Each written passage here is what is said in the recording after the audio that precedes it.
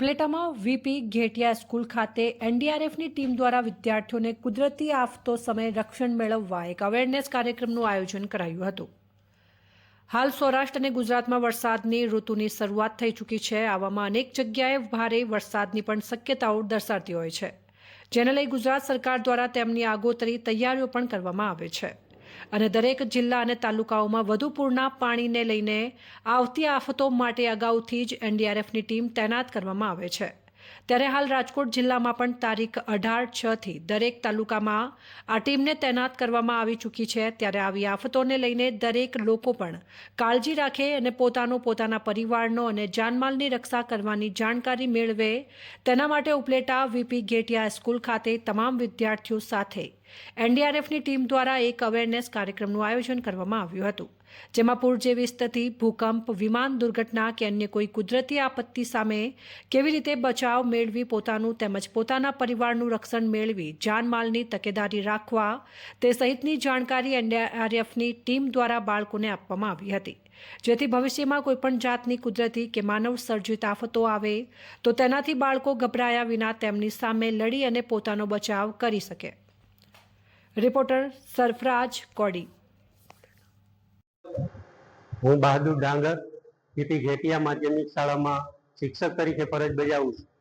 આજે અમારી શાળામાં એનડીઆરએફની ટીમ દ્વારા જે કુદરતી આપત્તિઓ અને માનવ સર્જિત આપત્તિઓ સામે કઈ રીતે વિદ્યાર્થીઓ પોતાનું રક્ષણ કરી શકે, પોતાના પરિવારનું રક્ષણ કરી શકે, તેના માટેનો એક ગાઈડન્સ સેમિનાર આયોજન કરવામાં આવેલું હતું, જે ઉપલેટા વહીવટી તંત્ર દ્વારા એનડીઆરએફની ટીમ સાથે અમારી શાળામાં વિદ્યાર્થીઓને દરેક આપત્તિઓમાં, જેમ કે ભૂકંપ હોય, પૂર હોય કે આગ લાગવાની ઘટના બને તો એની સામે વિદ્યાર્થી તરીકે તેઓ કઈ બાબતોનું ધ્યાન રાખવાનું હોય છે, કઈ બાબતોની નહીં કરવાની હોય છે, અને પ્રેક્ટિકલી જે એનડીઆરએફની ટીમ છે એમના દ્વારા પ્રેક્ટિકલી વિદ્યાર્થીઓને પણ જાતે એનું પ્રેક્ટિકલ જ્ઞાન આપી અને આવી આપત્તિઓ સામે કઈ રીતે રક્ષણ મેળવી શકાય અને વધુમાં વધુ આ જાનમાલની નુકસાની કઈ રીતે વિદ્યાર્થી થકી અટકાવી શકાય, એવો એક સરસ મજાનો અવેરનેસ કાર્યક્રમ एनडीआरएफ की टीम द्वारा आज हमारी शाला में योजना।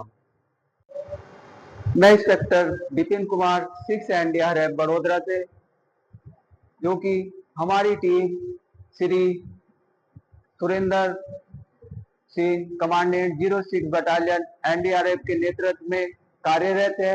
ये टीम प्री मानसून डिप्लॉयमेंट के लिए राजकोट डिस्ट्रिक्ट में 18 जून 2025 से तैनात की गई है। यदि किसी भी प्रकार की कोई भी आपदा आती है, चाहे वो मानव निर्मित आपदा हो, चाहे प्राकृतिक आपदा हो, प्राकृतिक आपदा में बात करें तो भूकंप, अर्थक्वेक, साइक्लोन, लैंडस्लाइड इत्यादि, यदि कोई भी ऐसी प्रकार की यदि आपदा आती है तो इन सभी आपदाओं से निपटने के लिए हमारी टीम हमेशा तैयार है।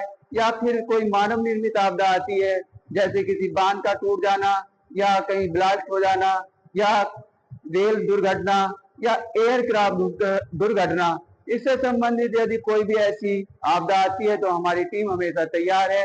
अभी हमारी टीम को उपलेटा राजकोट में तैनात किया गया है, जहां अभी हम अवेयरनेस प्रोग्राम कर रहे हैं, जिसमें आज हमने एसएसपी प्रोग्राम किया जो एक स्कूल में किया। इस स्कूल के द्वारा हमने फेमेक्स अवेयरनेस किया ताकि बच्चे ज्यादा से ज्यादा सीखे और अवेयरनेस हो जाए। फ्लड के दौरान क्या करना है और अर्थक्वेक आ गया तो क्या करना है, इससे संबंधित हमने इन्हें अवेयर किया। और मैं मीडिया के माध्यम से यही कहना चाहूंगा कि यदि भारी बारिश या कोई ऐसा जल बहाव होता है तो उससे दूरी बना के रखें।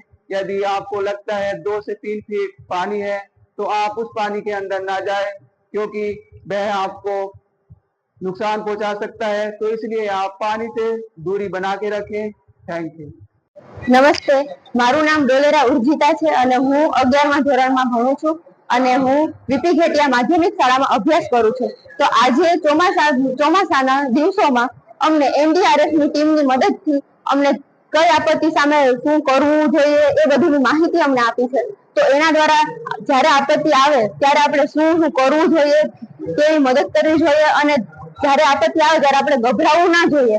પહેલા તો સૌપ્રથમ જોવાનું અને શીખવાનું કે શું કરવું જોઈએ, આપત્તિમાં ગભરાવું ના જોઈએ અને ઇમરજન્સી કોલ કરવો જોઈએ, 108 નંબર બોલાવવા જોઈએ અને જ્યારે કોઈ પણ વ્યક્તિ ગભરામણમાં હોય એટલે ત્યારે એની મદદ કરવી જોઈએ. અને એનડીઆરએફ ની ટીમે અમને આપત્તિ આવે ત્યારે તેની સામે કે મુસીબતો આવે છે તે શીખવી છે અને તેની સામે આપણે કેવી રીતે લડવું અને માણસની જાનને કેવી રીતે બચાવવી જોઈએ એ બધું આપણે શીખવું છે. અને દરેક વિદ્યાર્થીને, દરેક વ્યક્તિને આ શીખવું જોઈએ, કારણ કે આ આપણી દરેકની મૂળભૂત ફરજ છે. દરેકને આ શીખવું જોઈએ. આ કોઈ દરેક કોમન વસ્તુ છે, બધાને શીખવું જરૂરી છે. અને